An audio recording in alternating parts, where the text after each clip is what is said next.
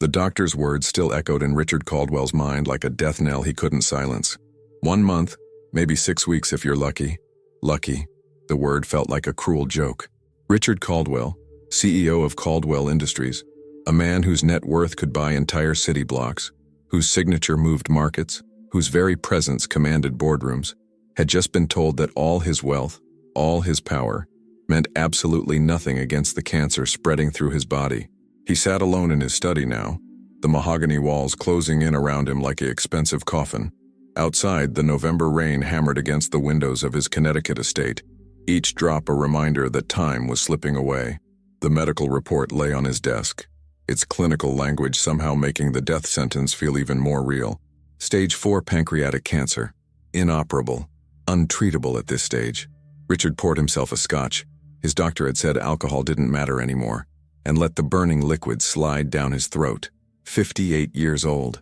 He'd built an empire from nothing, clawed his way up from a middle-class childhood in Ohio to become one of the most powerful men in American industry. And for what? The house around him was silent, brutally, suffocatingly silent. His ex-wife Victoria had left him 7 years ago, taking their 2 adult children with her. Not physically, but emotionally. They called on birthdays, sent Christmas cards with generic messages. His son Marcus worked in San Francisco, too busy building his own tech startup to visit. His daughter Stephanie lived in Manhattan, her life a whirlwind of gallery openings and charity galas where she never invited him. Richard had spent 30 years building Caldwell Industries, and in doing so, he'd built walls around himself so high that no one could reach him anymore. Or perhaps, he thought bitterly, he'd simply become someone no one wanted to reach. The rain continued its relentless assault on the windows. He thought about telling someone, anyone, about the diagnosis. But who? His board of directors would panic, start positioning themselves for the power vacuum. His children would suddenly care, but only about the inheritance. His handful of friends from the country club would offer hollow sympathies over golf games they'd never play. No, he would keep this secret. Let them all find out when he was gone. But then what? Richard stood and walked to the window, watching the rain turn his manicured lawn into an impressionist painting of grays and greens.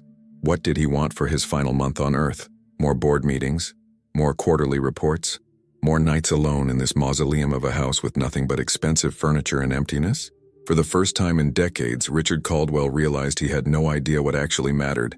The thought terrified him more than the cancer. He finished his scotch and poured another, his hands steadier than they should be. Maybe it was shock, maybe it was acceptance, or maybe after years of making impossible decisions, his body simply knew how to function on autopilot, even when his world was collapsing. His eyes drifted to the portrait above the fireplace, a younger version of himself, painted 15 years ago when Caldwell Industries had just gone public.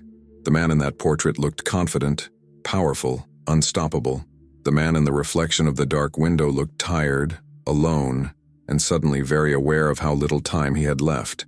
A knock on the study door interrupted his thoughts. "Mr. Caldwell?" The voice was soft, hesitant. "I've prepared your dinner, sir. Should I bring it to the study?" Grace Morrison, his head housekeeper and cook, a woman who'd worked for him for 12 years. Richard realized, with a strange pang of shame, that he barely knew anything about her beyond her impeccable work ethic and the fact that she was always there, always reliable, always invisible. "No, thank you, Grace," he called out. "I'm not hungry tonight." A pause. "Are you feeling all right, sir? You've barely eaten the past few days." The concern in her voice surprised him. When was the last time someone had genuinely cared about his well-being? Not because of what he could do for them, but simply because he was human. "I'm fine," he lied. "Just tired." Another pause, longer this time. "There's soup warming on the stove if you change your mind. Chicken and rice, your mother's recipe." Richard felt something catch in his chest. He'd mentioned his mother's soup exactly once, years ago in passing. Grace had remembered. "Thank you," he said, his voice rougher than intended. Her footsteps retreated down the hallway, leaving him alone again with his thoughts in the rain. Richard returned to his desk and opened his laptop, pulling up files he hadn't looked at in years. Not business files, but personal ones.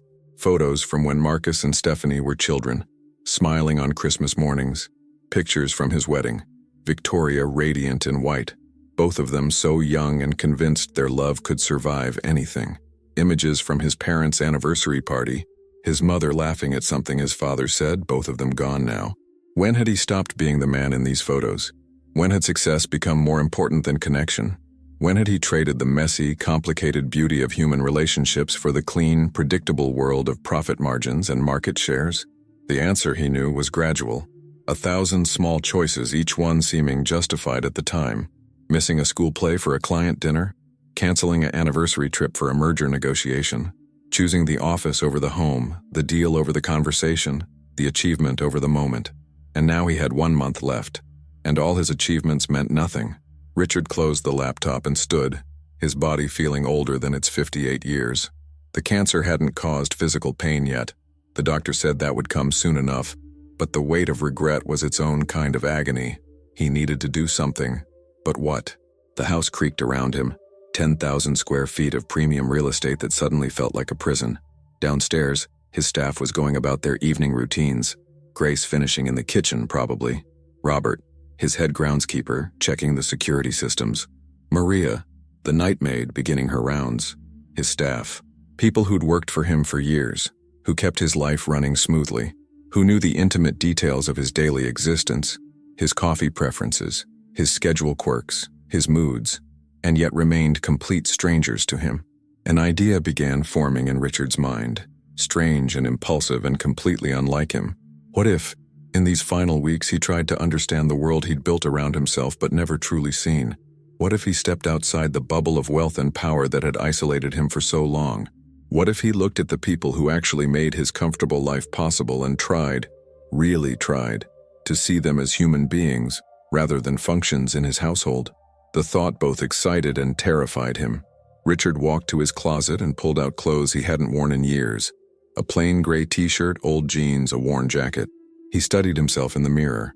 Without his tailored suits and expensive watch, without the armor of wealth, who was he? The reflection showed him a tired man with silver hair, lines around his eyes, and a secret that would kill him within weeks. Maybe, Richard thought, it was time to find out what life looked like from outside the tower he'd built. Maybe, in his final days, he could finally learn what it meant to truly see the people around him. Starting tomorrow, he would begin exploring his own house as a stranger. Not as the CEO, not as the boss, but as someone observing the humanity he'd spent decades ignoring. He didn't know what he'd find. But for the first time since receiving his death sentence, Richard Caldwell felt something other than despair. He felt curious. And in the darkness of his study, listening to the rain and feeling the weight of his limited time, that curiosity felt almost like hope. The next morning, Richard woke before dawn, not because he wanted to, but because sleep had become impossible. Every night now felt like borrowed time, every dream interrupted by the awareness that this might be one of his last. He lay in bed listening to the house wake up around him. Footsteps in the hallway. Maria, probably, beginning her morning cleaning routine. The distant sound of a door opening and closing, Robert arriving to tend the grounds. And from somewhere below, the faint clatter of pots and pans. Grace already in the kitchen preparing breakfast he wouldn't eat. Richard checked his phone. 5:47 a.m. The sun wouldn't rise for another hour, but his household staff was already at work, maintaining the illusion of perfection that money demanded. He showered and dressed, but instead of his usual custom suit, he pulled on the casual clothes from last night. Jeans, the gray t-shirt, an old navy jacket he'd forgotten he owned. Looking in the mirror, he barely recognized himself. Without the armor of expensive fabric and designer labels, he looked ordinary, forgettable, exactly what he needed. The idea that had formed last night now seemed less like inspiration and more like madness. What was he planning exactly? To spy on his own employees? To play some kind of twisted undercover boss game in the final weeks of his life? But what else did he have? Board meetings where everyone lied to his face? Conference calls about quarterly projections he'd never lived to see? Another lonely dinner in his study? Counting down the days until his body gave out? No. If he had 1 month left, he wanted to spend it understanding something real, something true, even if that truth made him uncomfortable. Richard left his bedroom and moved quietly through the upstairs hallway. The house felt different in the pre-dawn darkness, less like a showpiece, and more like a living thing, breathing and settling. He could hear Maria working in one of the guest rooms, humming softly to herself, a melody he didn't recognize, probably something from her native Guatemala. 12 years she'd worked for him. 12 years, and he couldn't remember ever asking her about her life, her family, her dreams. She was just Maria the maid. Efficient, reliable, invisible. The realization made him feel sick. He continued downstairs, moving carefully to avoid the steps that creaked. The main floor was still mostly dark, illuminated only by the security lights filtering through the windows. Richard paused at the bottom of the stairs, suddenly uncertain. What was he doing? What did he hope to find? The kitchen light was on, a warm glow spilling into the hallway.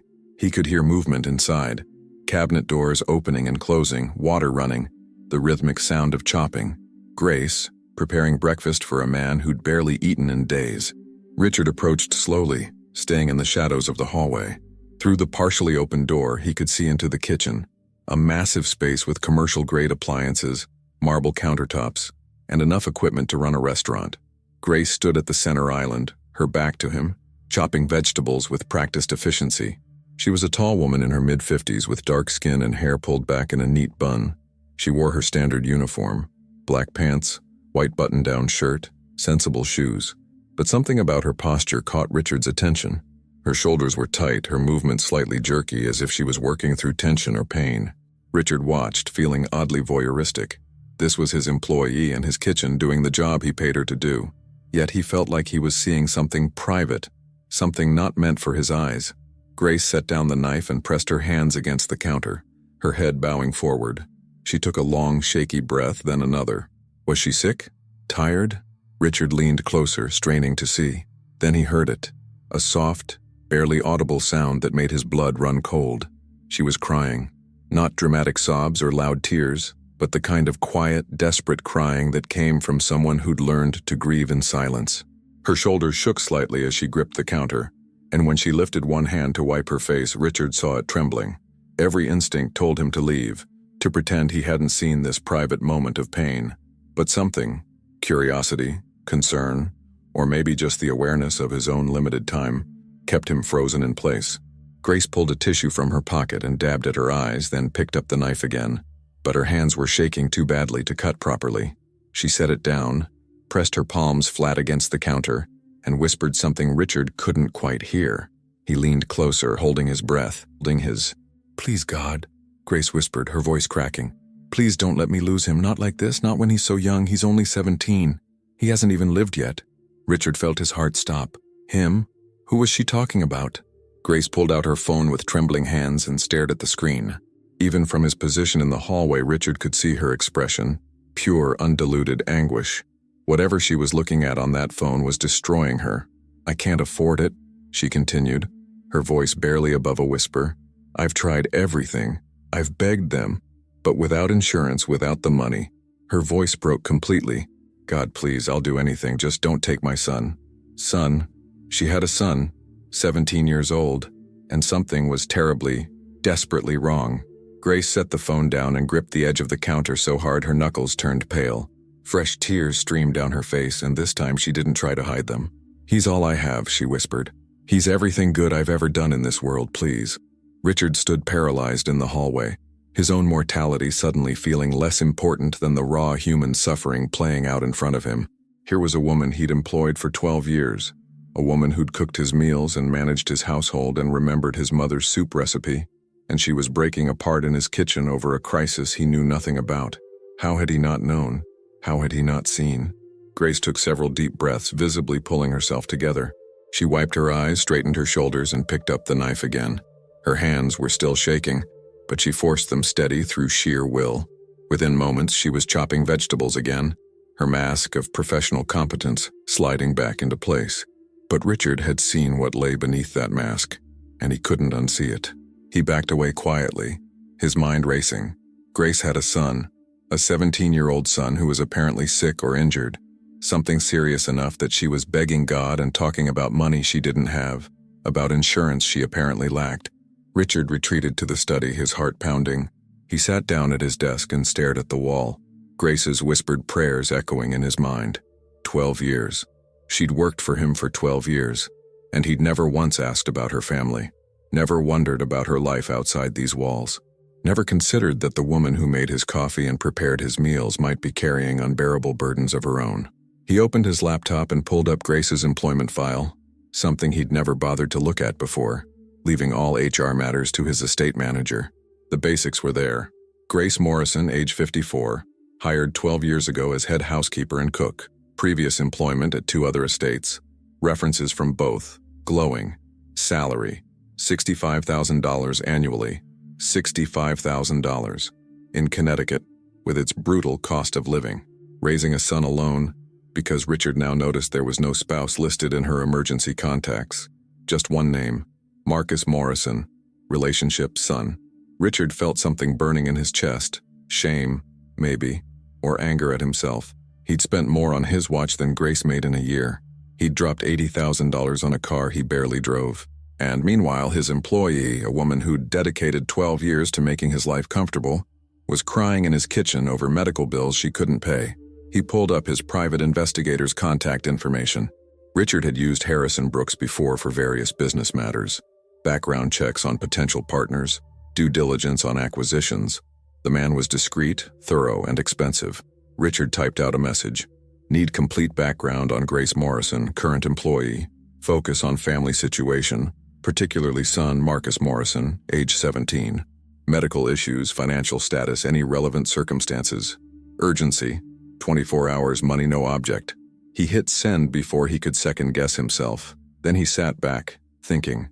Grace would be working all day, maintaining her mask of competence, hiding her pain behind professional courtesy. She'd serve him breakfast he wouldn't eat, clean rooms he barely used, and never breathe a word about the crisis tearing her apart. Because that's what people like Grace did. They suffered in silence. They carried impossible burdens alone. They cried in empty kitchens before dawn, then dried their tears and served breakfast with a smile. Richard had spent 30 years building wealth, accumulating power, insulating himself from the messy reality of human struggle. And in doing so, he'd become blind to the very real pain of the people closest to him. The irony wasn't lost on him. He had 1 month to live, and only now was he learning to see. His phone buzzed. A message from Harrison. On it. We'll have full report by tomorrow morning. Richard closed his laptop and returned to the window, watching the sun finally break over the horizon. Somewhere in this house, Grace was composing herself, preparing to serve breakfast to a man who had everything while she had nothing but worry and fear. But he'd seen her. Really seen her. Maybe for the first time. And something inside him, something he'd thought had died years ago along with his capacity for genuine human connection, stirred to life. Grace Morrison had a son who needed help. And Richard Caldwell, for perhaps the first time in decades, wanted to help for reasons that had nothing to do with business, strategy, or personal gain. He wanted to help because it was right, because she deserved it, because in his final weeks on Earth, maybe the only thing that mattered was trying to leave behind something good. The question was, how? If he revealed what he'd seen, Grace would be humiliated, maybe even resentful of his intrusion into her private pain. If he simply threw money at the problem, it would feel transactional, empty, just another rich man buying his way out of uncomfortable emotions. No, if he was going to help, it had to be done carefully, with dignity, with respect for Grace's pride and autonomy. Richard smiled grimly. He'd built a billion-dollar company, but this simple act of human kindness, might be the most complex thing he'd ever attempted, and he had less than a month to figure it out. 24 hours later, Richard sat in his study with Harrison Brooks' report spread across his desk. The investigator had been thorough, painfully so, and what Richard read made his chest tighten with a combination of rage and grief. Grace Morrison had been working for him for 12 years, but her story began long before that. Born in Atlanta to a middle-class family, Grace had dreamed of becoming a teacher. She'd been 2 years into her education degree at Georgia State University when she met Raymond Morrison, a charming construction worker with big dreams and a bigger smile. They married young, had Marcus when Grace was 27, and for a while life seemed full of promise. Then Raymond's construction company went bankrupt. The stress triggered a drinking problem. The drinking led to anger. The anger turned into something darker. Grace left him when Marcus was 4, taking nothing but her son and a restraining order. She moved to Connecticut for a fresh start, but without a degree and with a young child, teaching jobs were impossible. So she'd taken work as a housekeeper, first at a hotel, then in private homes, working her way up until Richard hired her 12 years ago. She'd raised Marcus alone, working 60-hour weeks to give him stability, education, and hope for a better future. And by all accounts, she'd succeeded. Marcus Morrison was a straight-A student at Hartford Public High School, captain of the debate team, volunteering at a community center on weekends. Teachers described him as exceptional, compassionate, destined for great things. He'd been accepted to Yale with a full academic scholarship, his mother's dream realized through her son. He was supposed to start next fall. But 3 months ago, Marcus collapsed during debate practice. The diagnosis was acute lymphoblastic leukemia, a cancer of the blood and bone marrow. Treatable, the doctor said, especially in teenagers. With proper treatment, chemotherapy, possibly a bone marrow transplant, his chances of survival were over 85%. But proper treatment cost money, hundreds of thousands of dollars. Grace's health insurance through Richard's estate covered the basics, but the policy had catastrophic limitations that nobody had bothered to explain to her when she was hired. Maximum lifetime coverage, $50,000 for cancer treatment. The bills had already exceeded $120,000, and Marcus was only 3 months into a treatment plan that would last at least 2 years. Grace had depleted her savings, $23,000 she'd been carefully building for Marcus's college expenses. Though the scholarship covered tuition, she'd taken out a loan against her car. She'd applied for every charity program, every assistance fund, every grant she could find. Some had helped with a few $1,000s here and there, but it wasn't nearly enough. The hospital had been patient at first, but patience had limits. Last week they'd informed Grace that without a payment plan that showed realistic ability to cover the mounting debt, they would have to transfer Marcus to a public facility with fewer resources and longer wait times for treatment. Every oncologist Grace spoke to said the same thing. Delays in treatment could be fatal. And so Grace Morrison, a woman who'd spent 12 years waking at 5 a.m. to make breakfast for a man who barely noticed her existence, was watching her son die because she couldn't afford to save him. Richard set down the report with shaking hands. His coffee had gone cold. Outside, the November afternoon was gray and bitter, matching his mood perfectly. He'd spent decades accumulating wealth he couldn't possibly spend. He owned cars he didn't drive, properties he never visited, investments that generated more money while he slept than Grace earned in a year.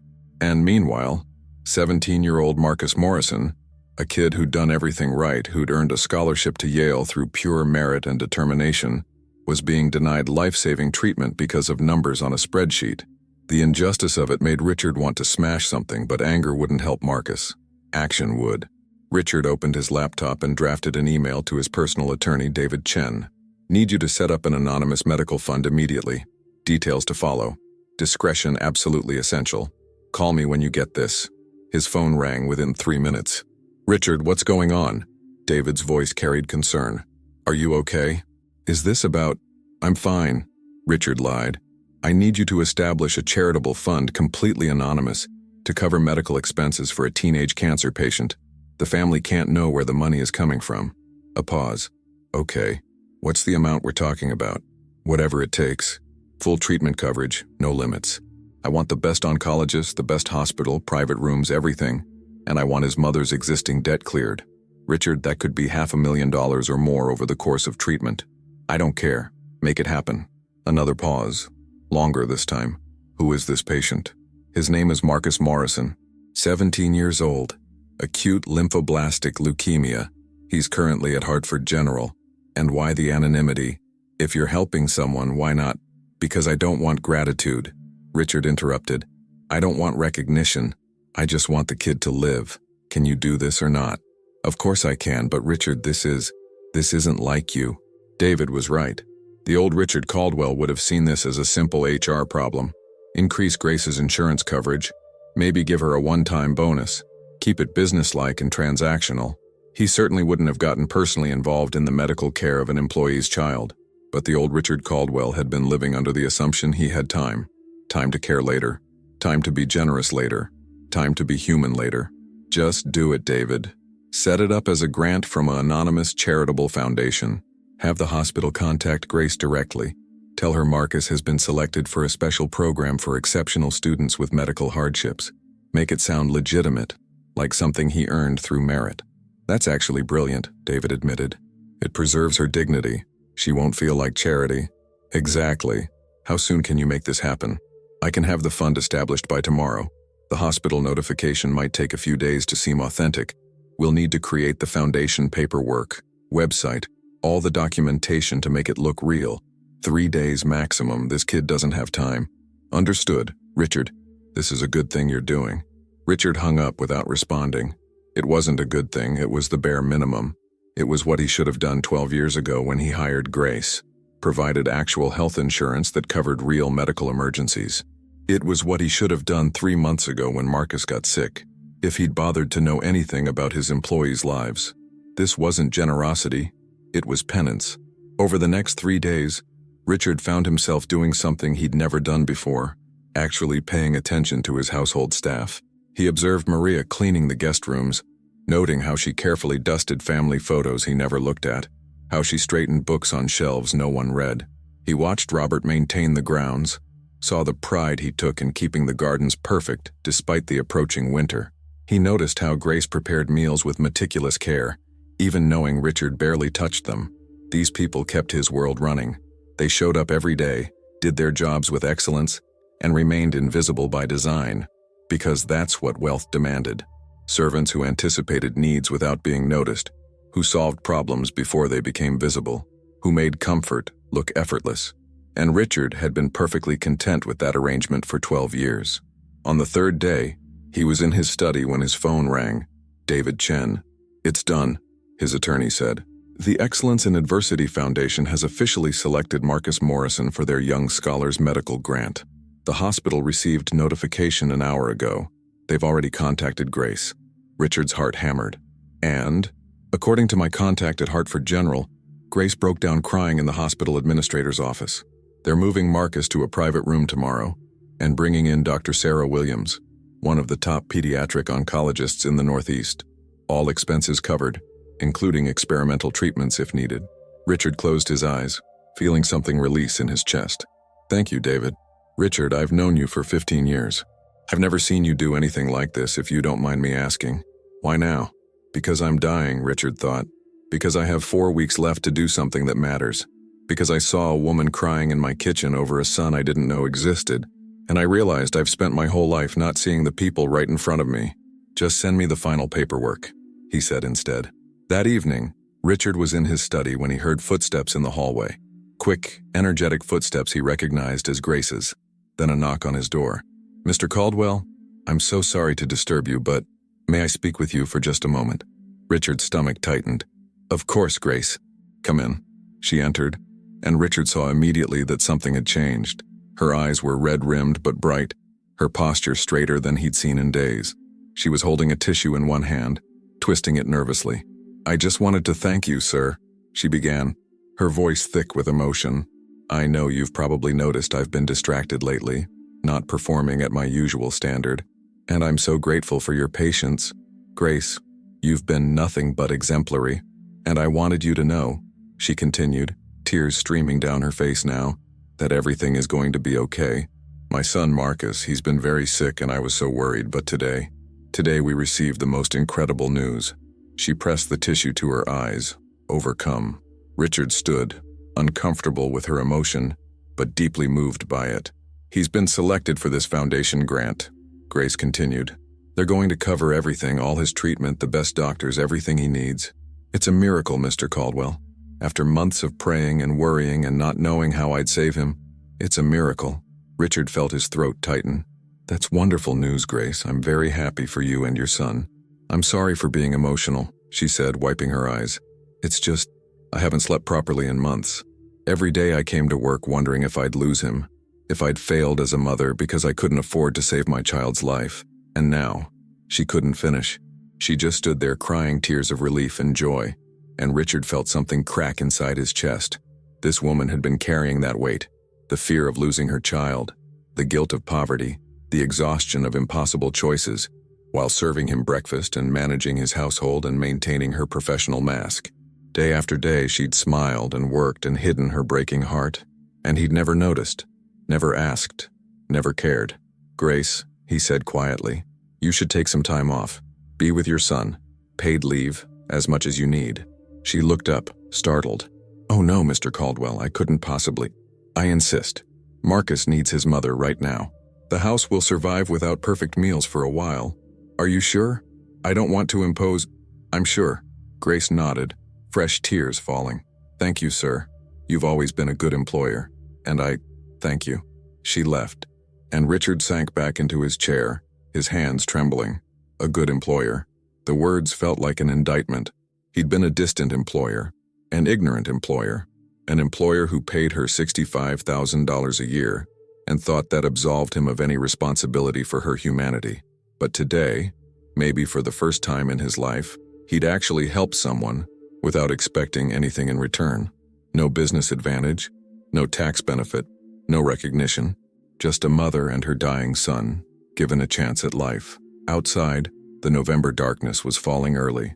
Richard sat in his study, thinking about Marcus Morrison, a 17-year-old kid he'd never met, who was getting a second chance at life that Richard himself would never have. There was poetry in that, he supposed, or perhaps just justice. He had 3.5 weeks left to live, and for the first time since his diagnosis, Richard Caldwell felt like maybe, just maybe, those weeks might actually mean something. Grace didn't take time off. Despite Richard's insistence, she showed up for work the next morning at 5:30 a.m. as she had for 12 years. But something fundamental had shifted. There was a lightness to her movements now, a quiet joy that radiated from her like warmth from a hearth. Richard watched from the shadows of the upstairs hallway as she worked in the kitchen, humming the same melody he'd heard days ago. But this time the sound wasn't melancholy, it was hopeful, alive. He'd given her that. The anonymous foundation had given her that. And the knowledge filled him with a complicated mix of satisfaction and shame. Satisfaction that he'd helped, shame that it had taken his own death sentence to make him care. Over the next few days, Richard found himself drawn to the parts of his house he'd always ignored. The kitchen, where Grace prepared meals with renewed energy. The utility room, where Maria folded laundry with meticulous precision. The gardens, where Robert worked, despite the November cold, preparing the grounds for winter. He began timing his movements to coincide with theirs, staying just out of sight, observing. Not as a boss evaluating employees, but as a dying man trying to understand what he'd missed during his decades of self-imposed isolation.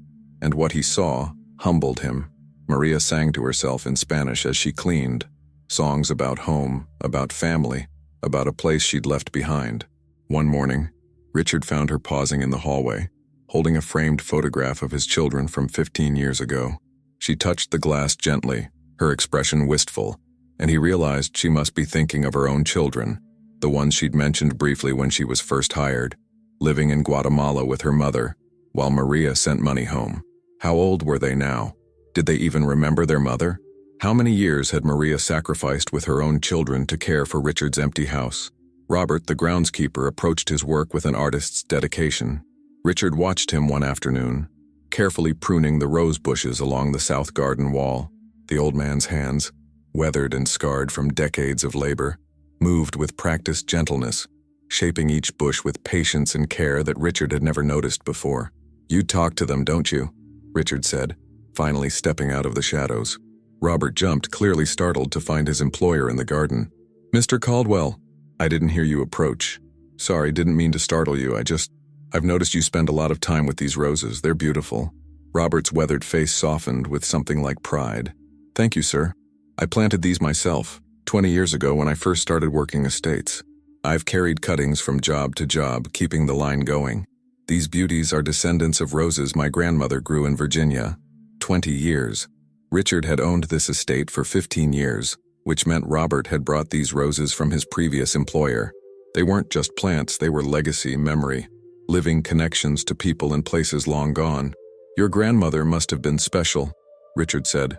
"She raised me after my parents passed, taught me everything about growing things, about patience, about listening to what plants need." Robert touched a rose bloom gently. "She used to say that if you pay attention, everything alive will tell you its story. You just have to care enough to listen." The words hit Richard like a physical blow. When was the last time he'd listened to anything or anyone?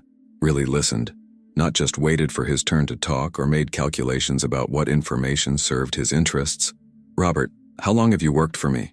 12 years this January, sir." 12 years? The same as Grace. And Richard couldn't remember ever having a real conversation with the man until this moment.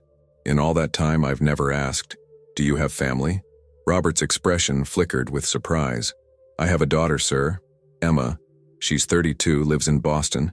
She's a nurse at Massachusetts General. You must be proud. Very proud. She wanted to help people even as a little girl, always bringing home injured birds, trying to fix broken things." His eyes grew distant. Her mother would have loved to see the woman she became. Would have. My wife passed 11 years ago. Cancer.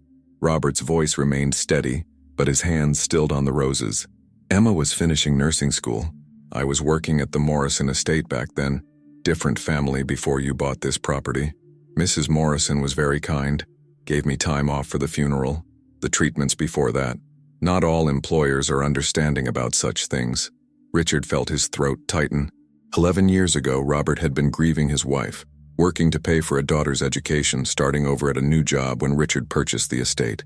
And Richard had never known, never asked, never cared. "I'm sorry for your loss," he said quietly. "Thank you, sir. It was a long time ago." Robert returned to his pruning. "But the roses remember her. I planted that yellow variety over there the spring after she passed.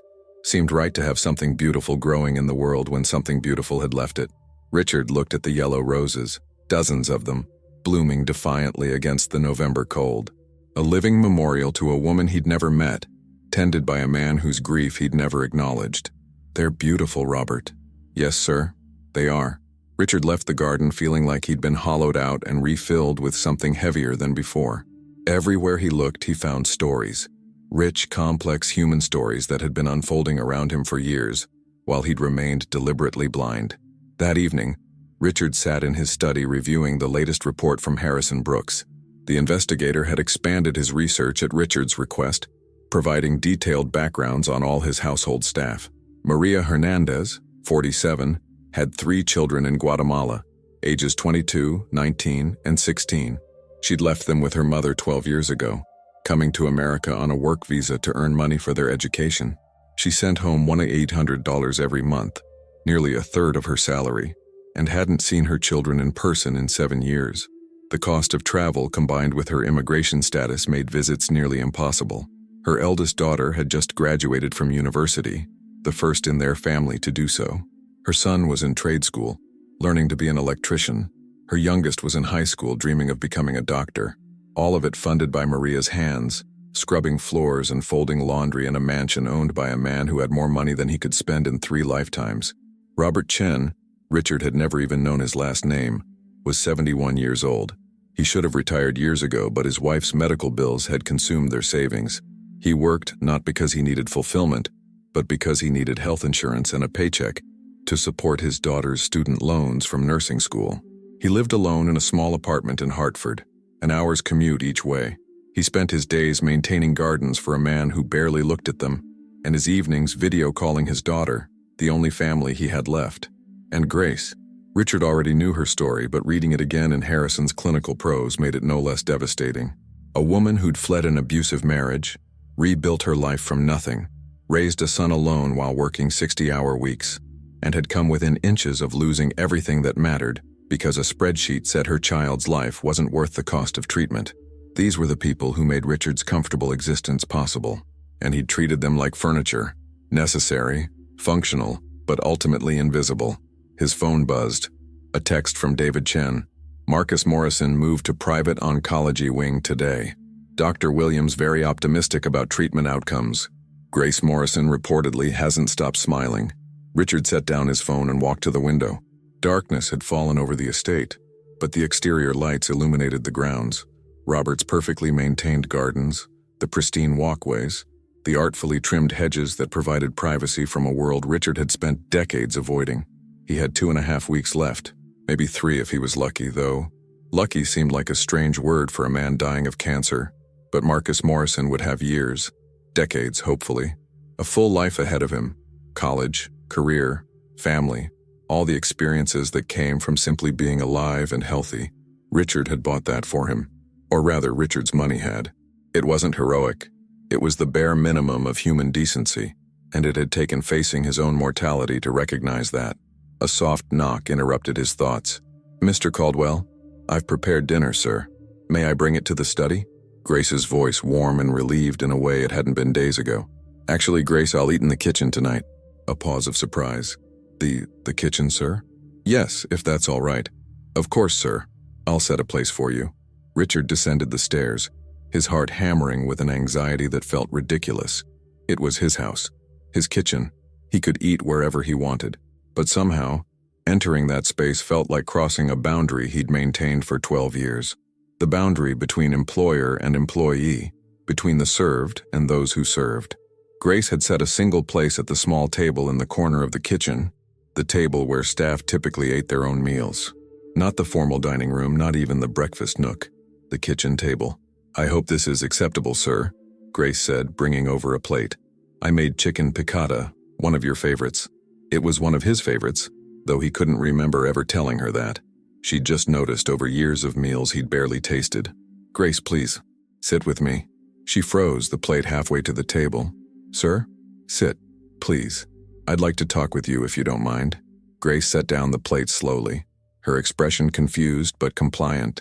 She pulled out the chair across from him and sat, her posture rigid with uncertainty. "How is Marcus doing?" Richard asked. Her face transformed instantly, worry melting into joy.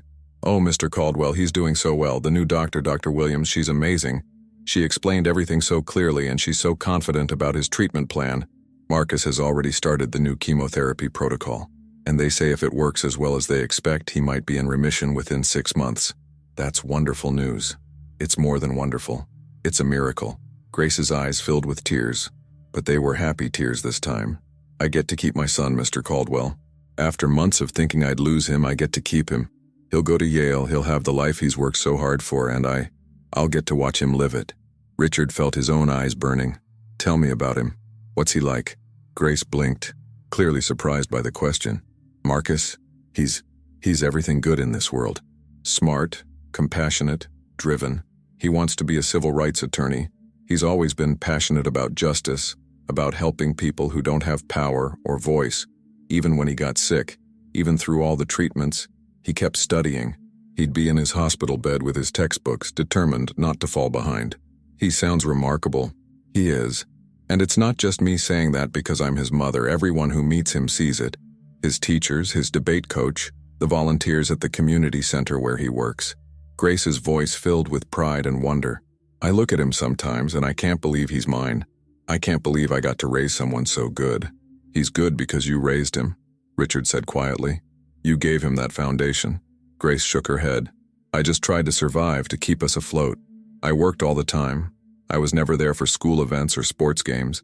I gave him stability and food and a place to sleep, but I always felt like I was failing him, like I wasn't enough. You were enough. You are enough. Your son is alive and thriving because of your sacrifice." Grace looked at him, really looked at him, and Richard saw the moment she recognized something in his expression, some echo of pain or understanding that transcended their employer-employee relationship. "Mr. Caldwell, are you all right? You've seemed different lately. Distant, but also somehow more present, if that makes sense." Richard almost laughed. Different, if she only knew. "I've been doing some thinking about priorities," he said carefully. "About what matters. You've worked for me for 12 years, Grace, and I realized I never really knew you. Not as a person. That was wrong of me. You've been a good employer, sir. You've always treated me fairly. Fairly isn't the same as kindly. Fairly isn't the same as seeing someone's humanity." Richard met her eyes. "I'm trying to do better, even if it's late." Grace studied him for a long moment, her expression thoughtful. "It's never too late to see people, Mr. Caldwell. My grandmother used to say that the moment you start paying attention to the world around you, really paying attention, that's the moment you start living." Robert's grandmother had said something similar. "Everything alive will tell you its story. You just have to care enough to listen." Your grandmother sounds wise.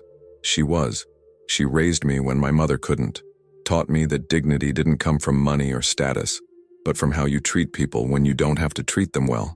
Grace smiled softly. "I've tried to teach Marcus the same thing.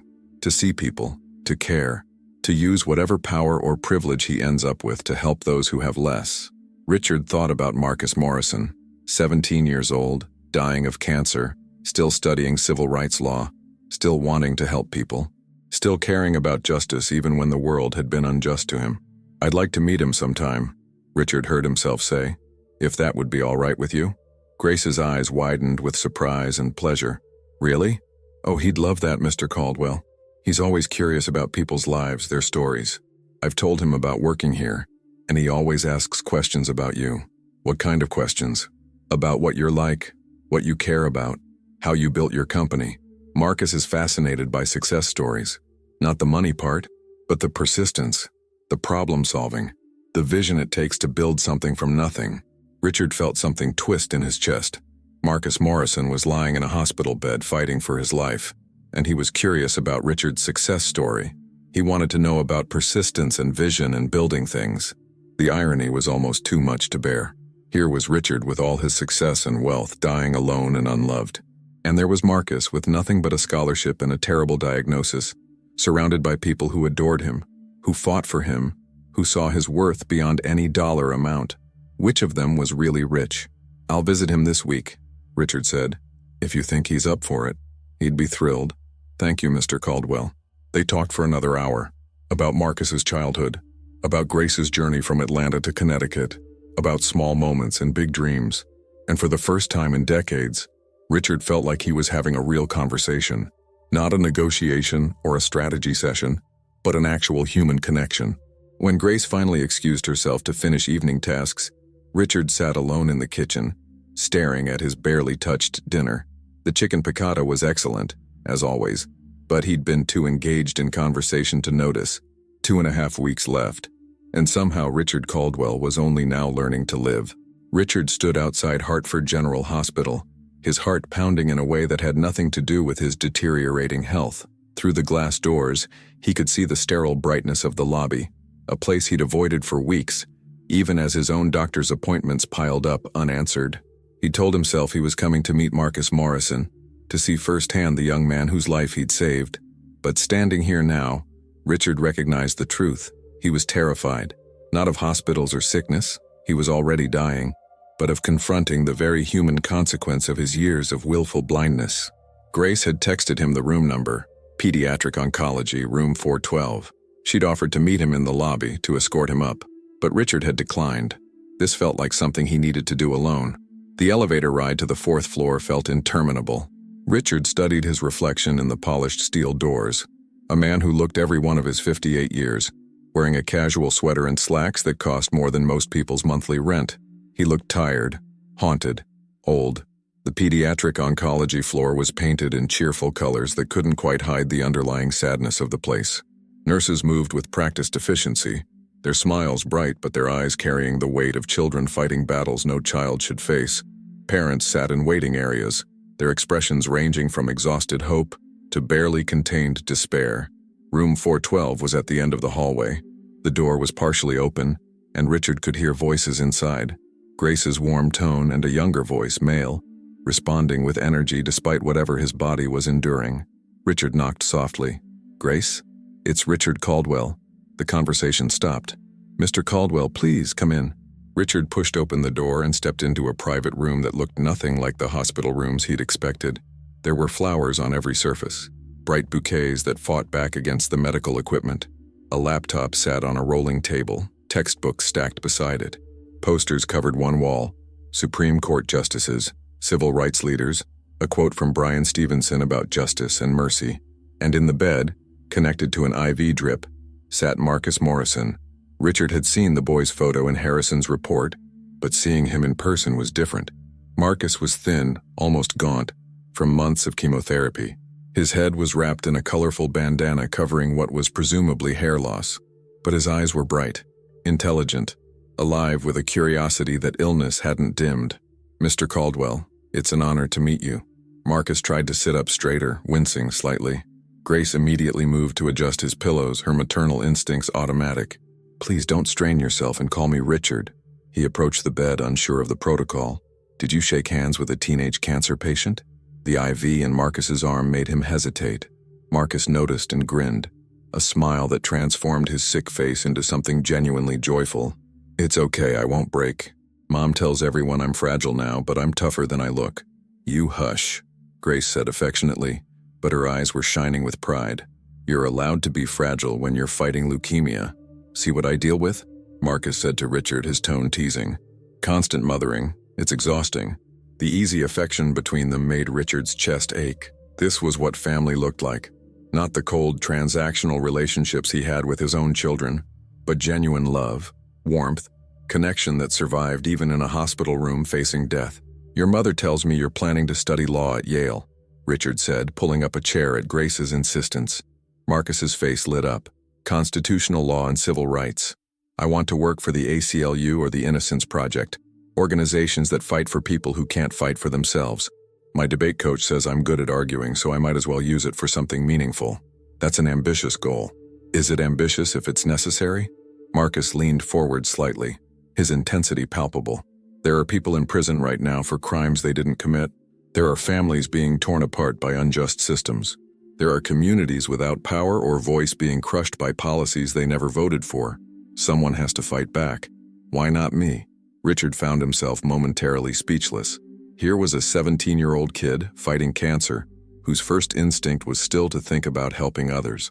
Richard had been healthy and powerful his entire adult life, and his first instinct had always been to think about helping himself. You remind me of someone, Richard said quietly. Who? The man I thought I'd become when I was your age, before I got distracted by success and forgot what actually mattered. Marcus studied him with those bright, perceptive eyes. Mom says you're a CEO, that you built your company from nothing. That takes vision and persistence. Those matter too. Building a company is easy when you stop caring about anything else. It's just focus and ruthlessness and time. Richard surprised himself with his honesty. The hard part is staying human while you do it. That's what I failed at. Grace touched his arm gently. Mr. Caldwell. It's true, Grace. I spent 30 years building something impressive and empty. I have money and power and respect, and I'm dying alone because I never invested in the things that actually make life worth living. The words hung in the air. Marcus looked between Richard and his mother, clearly sensing something deeper than a casual visit was happening. Are you sick? Marcus asked bluntly. Marcus. Grace's voice carried shock. It's all right, Richard said. Yes, I'm sick. Terminal, actually. I have maybe 2 weeks left. Grace's hand flew to her mouth. Oh my God. Mr. Caldwell, I had no idea. Nobody does. I haven't told anyone. Richard looked at Marcus. But you asked and you deserve honesty. I'm dying, and I'm only now figuring out how to live. Pathetic, isn't it? It's not pathetic, Marcus said firmly. It's human. My debate coach always says that recognizing a problem is the first step to solving it. Maybe you can't solve dying, but you can solve how you spend the time you have left. Out of the mouths of teenagers fighting cancer came wisdom that Richard had spent 58 years avoiding. Your mother has worked for me for 12 years, Richard said. And until a week ago, I didn't know you existed. I didn't know she had a son, didn't know his name, didn't know anything about her life outside my house. That's unforgivable. But you know now, Marcus pointed out. You're here now. That's what matters. Is it? Is showing up at the last minute enough to make up for years of not caring? Marcus considered this seriously. In law, we talk about restorative justice versus punitive justice. Punitive is about punishment for past wrongs. Restorative is about repairing harm and moving forward. Maybe you can't change the past, but you can still do good in the present. Isn't that worth something? Richard felt something crack open inside him, something that had been frozen for decades, thawing painfully in the presence of this remarkable young man who'd been dealt a terrible hand and still believed in justice and second chances. How did you get so wise? Richard asked. Marcus laughed, then winced, touching his chest where the IV pulled. I'm not wise. I'm just a kid who reads too much and argues with everyone. Ask my mom. I'm exhausting. You're perfect, Grace said fiercely, tears streaming down her face. She looked at Richard. I can't believe you're sick. I'm so sorry. If there's anything, there's nothing anyone can do. It's just biology. Richard managed to smile. But meeting Marcus, seeing what an incredible person you've raised, this is the best afternoon I've had in years. So thank you, both of you. They talked for another hour. Marcus told stories about his debate team, about the community center where he volunteered teaching younger kids to read, about his dreams for Yale and beyond. Grace interjected with maternal corrections and embarrassing anecdotes that made Marcus groan in mock horror. Richard mostly listened, absorbing the warmth and life in this room. Here, surrounded by medical equipment and fighting a disease that could kill him, Marcus Morrison was more alive than Richard had been in decades. At one point, a nurse came in to check Marcus's vitals. She smiled at the scene, the patient animatedly discussing constitutional law while his mother and a visitor listened attentively. You're looking good today, Marcus, she said, checking his IV. Dr. Williams will be pleased. Your numbers are improving. That's the Miracle Foundation working its magic, Marcus said. Best medical care money can buy. Or in my case, money I didn't have to buy because some anonymous genius decided I was worth saving. Richard felt his throat tighten. He glanced at Grace, who was wiping away tears again. They called it the Excellence in Adversity Foundation. Marcus continued. How perfect is that name? Like they knew exactly what I needed to hear, that my adversity doesn't define me, but how I respond to it does. Whoever founded that organization, whoever decided to help me, I'll never be able to thank them enough. They gave me my life back. Richard had to look away, suddenly unable to meet Marcus's earnest gaze. This was why he'd insisted on anonymity. Not modesty, but self-preservation. He couldn't handle this gratitude, this pure appreciation for what was, in the end, such a small thing for him to do. I'm sure they know you're grateful, Grace said softly, looking directly at Richard. And I'm sure they feel that helping you was its own reward. Richard met her eyes and saw that she knew. Maybe not the specifics, maybe not the mechanics of how it happened, but Grace Morrison was not a foolish woman. She'd worked for him for 12 years, seen his routines and patterns. And suddenly, within days of her son being selected for a random grant, her employer was taking personal interest in her family. She knew, or at least suspected, and the gratitude in her expression was mixed with something else. Understanding, perhaps, or compassion for a dying man trying to do one good thing before his time ran out. I should go, Richard said, standing. Let you rest, Marcus.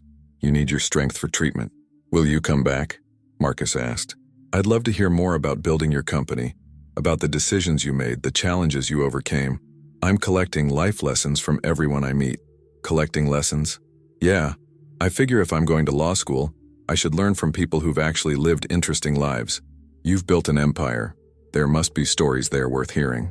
Richard thought about his empire, the companies he'd acquired, the deals he'd closed, the competitors he'd crushed. Were any of those stories worth sharing with a 17-year-old idealist who wanted to fight for justice? I'll tell you stories, Richard promised, but not the ones about business success. I'll tell you about the mistakes, the relationships I sacrificed, the people I ignored, the years I wasted chasing things that didn't matter. Those are the lessons worth learning. Marcus grinned. Deal. Nothing teaches better than failure, right? Exactly right. Richard said his goodbyes and left the room, his chest tight with emotions he couldn't quite name. In the hallway he paused, leaning against the wall and taking deep breaths. Mr. Caldwell? He turned to find Grace had followed him out. She stood in the hallway, her expression complex, gratitude and sadness and understanding all mixed together. I know it was you, she said quietly. The foundation. I don't know how and I don't need to know why, but I know it was you. Richard started to deny it, but she held up a hand. You don't have to confirm it. You don't have to say anything. I just needed you to know that I know, and that her voice broke. You saved my son's life. There are no words for what that means. No way to thank you adequately. Grace, please, let me finish. She wiped her eyes. I've worked for you for 12 years, and I always thought you were a good man who'd lost his way. Too focused on work, too isolated but fundamentally decent, and now I know I was right. What you did for Marcus, it's the most selfless, generous thing anyone has ever done for us, and the fact that you tried to stay anonymous makes it even more meaningful. It wasn't selfless, Richard said roughly. It was the bare minimum of human decency, and it should have happened long before now. I should have provided proper insurance, should have known my employees' situations, should have cared enough to notice when one of them was suffering. But you care now. You see us now, and you're using your resources to help. Grace took his hand, her grip surprisingly strong. That matters. It matters so much. Richard felt tears burning his eyes, the first tears he'd shed since receiving his diagnosis. I'm dying, Grace. I have maybe 2 weeks left. Everything I did, it's too little, too late.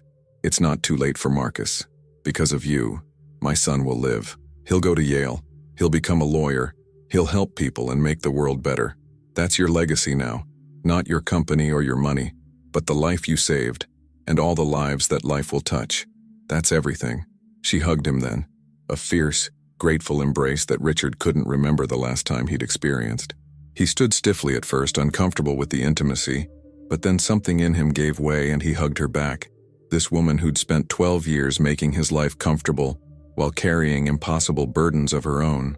Thank you, she whispered against his shoulder. Thank you for seeing us. Thank you for caring. Thank you for my son.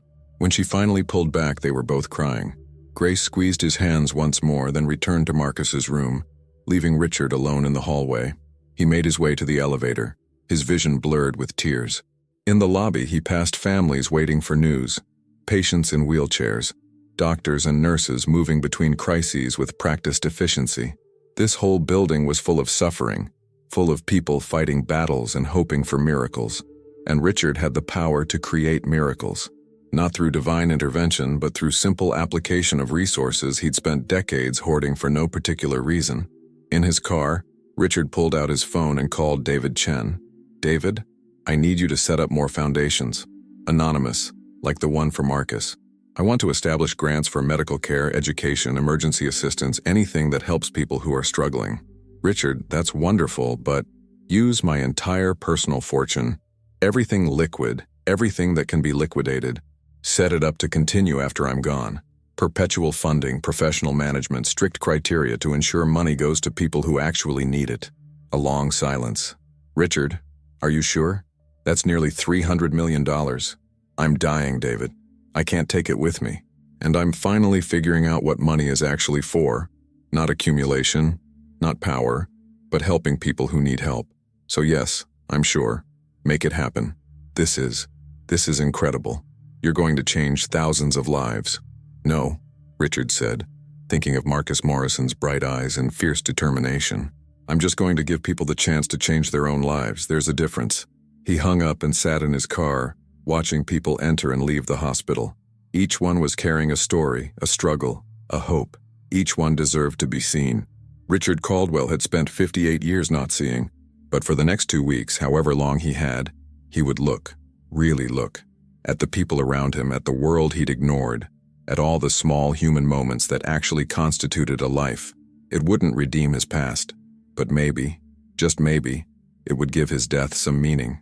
And right now, meaning felt more valuable than all the money he'd ever made. Richard's final 2 weeks became the most purposeful of his entire life. He stopped attending board meetings, stopped returning emails about quarterly projections and strategic initiatives, stopped pretending that any of it mattered when his body was systematically shutting down.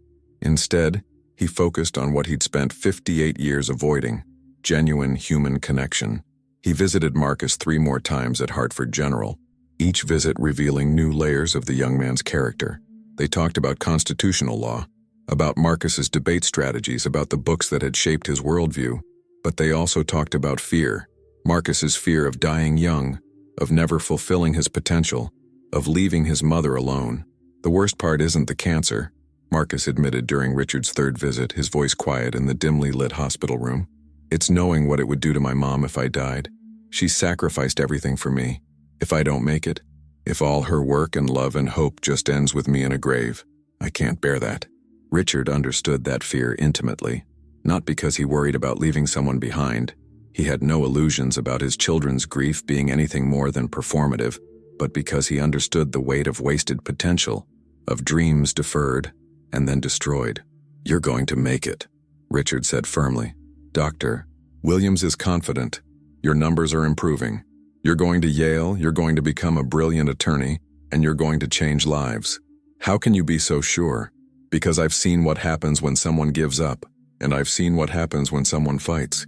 You're a fighter, Marcus, and you have something I never had. You know what matters. You won't waste your life the way I wasted mine." Marcus studied him with those perceptive eyes. "You know, for someone who thinks he wasted his life, you're doing a pretty good job of making your last days count. Mom says you've been different lately, kinder, more present. That's not waste. That's transformation." Transformation. Perhaps that was the right word. Richard was shedding the armor of wealth and power that had protected and imprisoned him for decades, revealing the vulnerable human underneath. And what he found beneath that armor surprised him. Capacity for empathy he thought he'd lost, connections he'd convinced himself he didn't need, and a deep hunger to matter in ways that transcended profit margins. He spent time with Robert in the gardens, learning about roses and loss and the quiet dignity of tending living things. The old man shared stories about his wife, about his daughter in Boston, about the satisfaction of creating beauty even when life itself felt barren. "I'll be honest with you, Mr. Caldwell," Robert said one afternoon, carefully pruning a stubborn branch. "When I first started working for you, I thought you were just another rich man who didn't see the people around him. But these past few weeks, you've changed. Or maybe you've just let us see who you really are. Which do you think it is?" Robert smiled. Does it matter? The result is the same.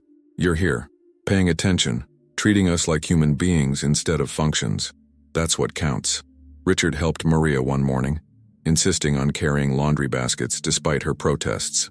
They talked about her children in Guatemala, Lucia, who'd just started her first job as an accountant, Diego, who was excelling in electrician training, and Isabella, who dreamed of medical school but worried about the cost. She's brilliant, Maria said, her face glowing with pride.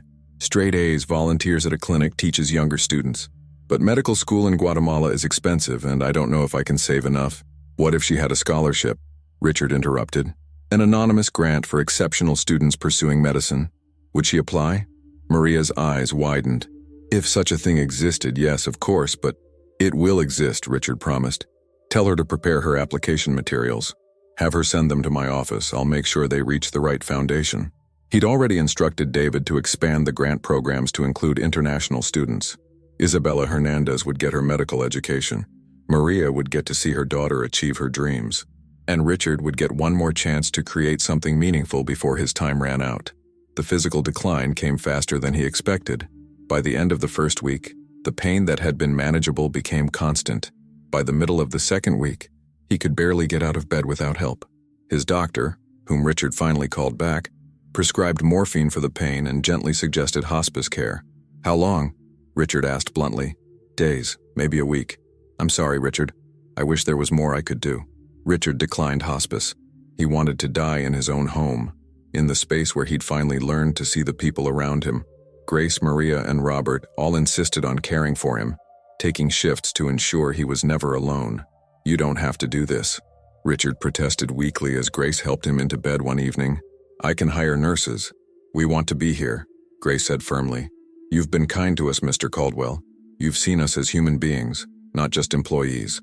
Let us return that kindness. Marcus video called every evening, his face appearing on Richard's laptop screen with updates about treatment and questions about life. Even from his hospital bed, fighting his own battle, the boy made time to check on a dying man he'd known for less than 2 weeks. Tell me a story, Marcus said one night, his bandana askew and his eyes tired but alert. Tell me about the best decision you ever made. Richard thought about that. Not the business acquisitions or strategic moves, but the genuine best decision. Listening, he finally said. The best decision I ever made was finally learning to listen, to really hear people's stories, their struggles, their humanity. I should have done it 50 years ago, but at least I did it before the end. That's not just a decision, Marcus observed. That's wisdom. You're leaving the world wiser than when you entered it. Not everyone can say that. On his second to last day, Richard was too weak to leave his bed.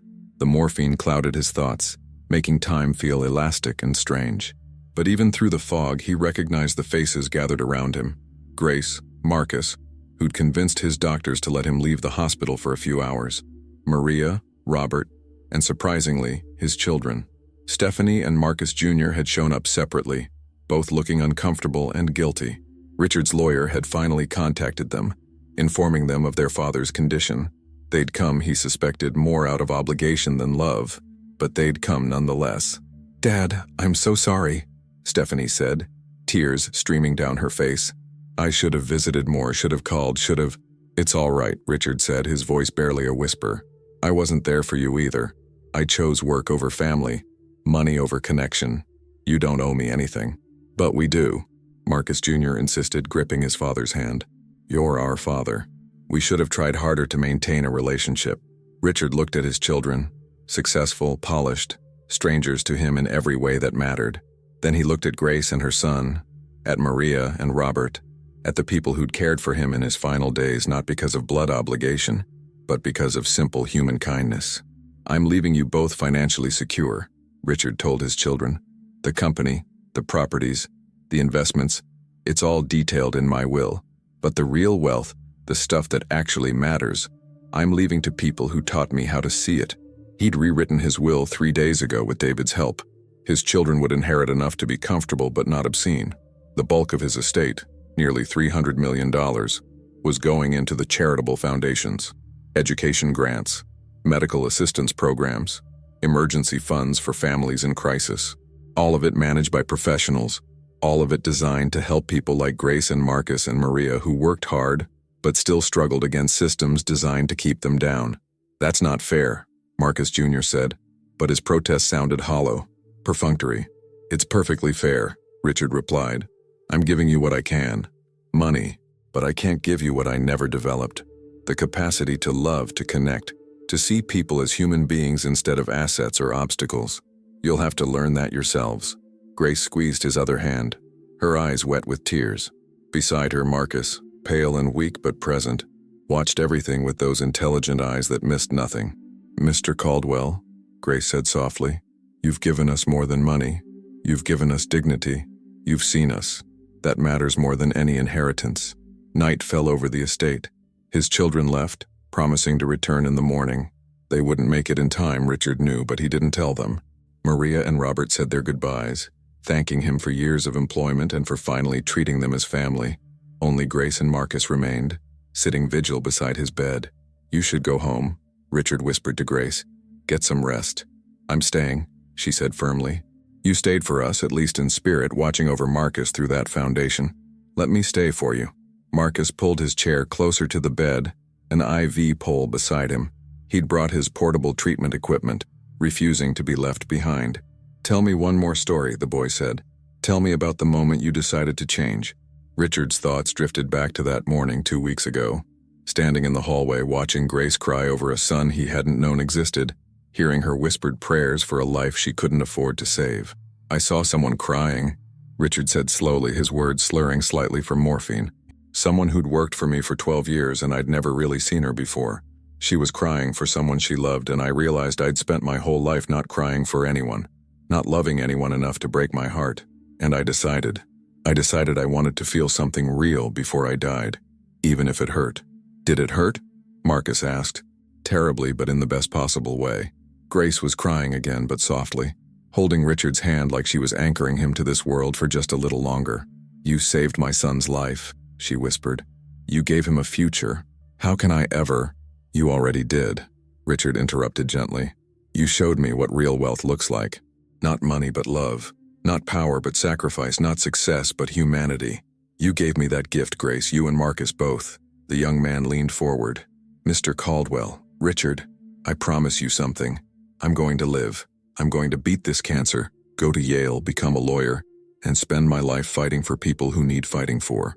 And every time I help someone, every time I make a difference, I'll remember that you're the reason I got that chance. Your generosity, your transformation, it's going to ripple forward through everything I do." Richard felt tears sliding down his face. This moment, this connection, this proof that his final weeks had mattered, was worth more than anything he'd built in 58 years. "Promise me something else," Richard whispered. "Promise me you'll tell people your story, not about me, but about your mother. Her sacrifice, her strength, her love. Tell people that the most valuable things in this world aren't expensive. They're free. They're human. They're real. I promise," Marcus said, his voice breaking. Richard's vision was blurring now, the morphine and exhaustion pulling him toward sleep he knew he wouldn't wake from. But he wasn't afraid. For the first time in decades, he felt at peace.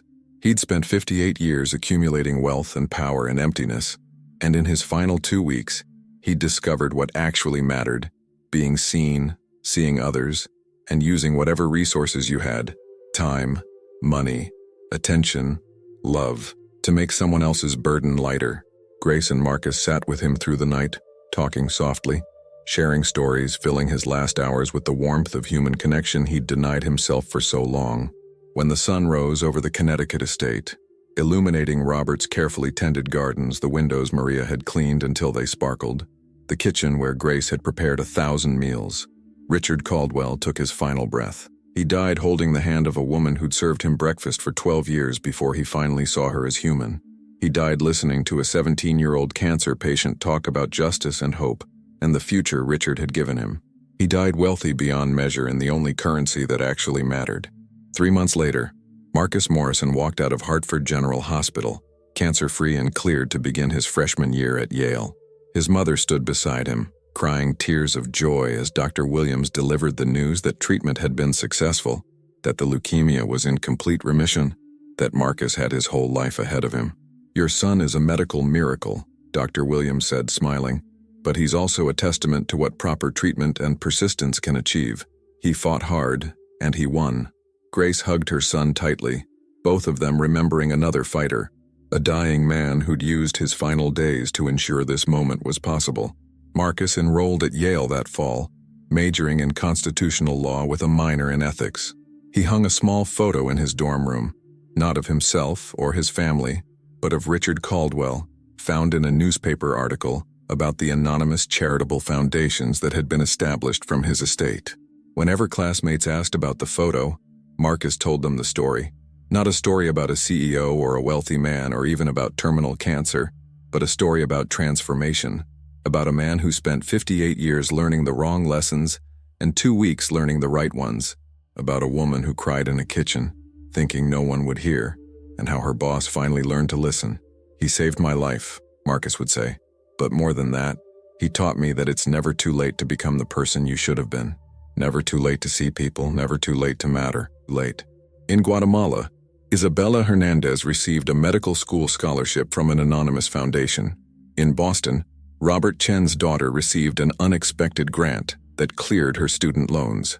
In Connecticut, Maria's monthly payments home doubled through a cost of living adjustment that Richard had arranged before his death. The ripples spread outward, lives touched, burdens lifted, futures made possible by a dying man's final act of recognition that wealth meant nothing if it didn't serve human dignity. And in a cemetery overlooking Long Island Sound, a simple gravestone marked Richard Caldwell's resting place. His children had wanted something grand, but his will had been specific about the inscription. Richard James Caldwell, 1967-2025. He finally learned to see Grace and Marcus visited the grave every month.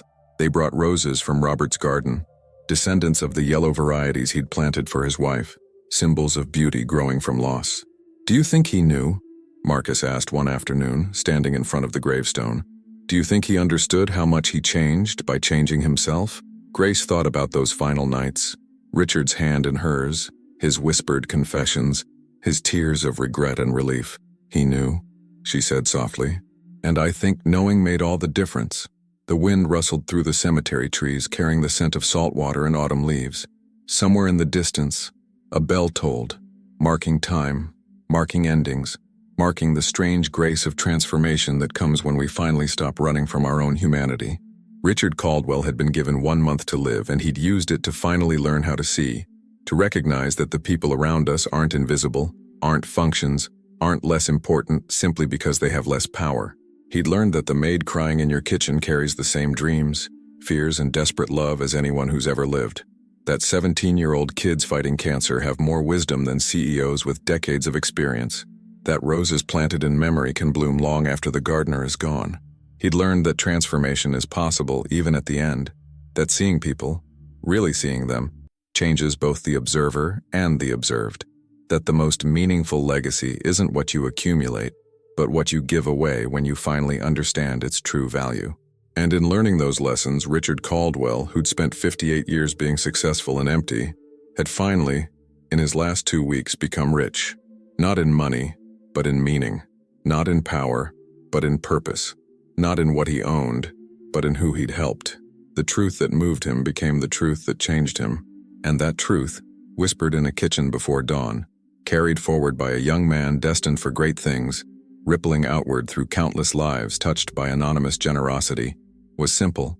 We are all human. We all suffer. We all dream.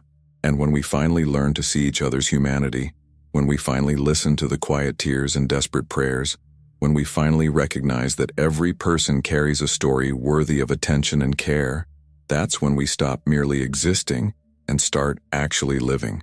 Even if it's only for 2 weeks, even if it's only at the very end, it still counts. It still matters. It still changes everything. If this story touched your heart, imagine how many real people around us are fighting silent battles, just like Grace, just like Marcus. Sometimes, all it takes is one person who finally decides to see, to listen, to care. Hit that like button if this story reminded you that it's never too late to change, never too late to make a difference. Leave a comment below telling us, have you ever had someone truly see you when you needed it most?